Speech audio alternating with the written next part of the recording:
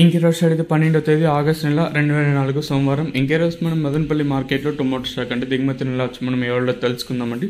ఎంతో పోల్చుకుంటే దిగుమతి తగ్గిందా లేదా పెరిగిందా వీటిని ఎవరిలో తెలుసుకుందామండి. ఎంతో పోల్చుకుంటే దిగుమతి తగ్గింది, పెద్దగా మార్పు అయితే లేదు. ఈవెన్ జీపీఆర్ మండలి మొత్తం మాట్లాడుకున్నా, అలాగే టీవీఎస్ మండలి మొత్తం మాట్లాడుకున్నా దిగుమతిలో అయితే పెద్దగా మార్పు అయితే లేదు.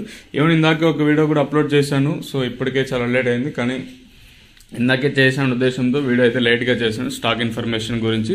సో మనకి వర్షం వచ్చేసి మన మదనపల్లి సరౌండింగ్ ఏరియాస్లో వచ్చేసి నాకు తెలిసిన ఉన్న ఇన్ఫర్మేషన్ ప్రకారం మదనపల్లి ఉన్నా కాబట్టి ఇందాక అప్లోడ్ చేశాను.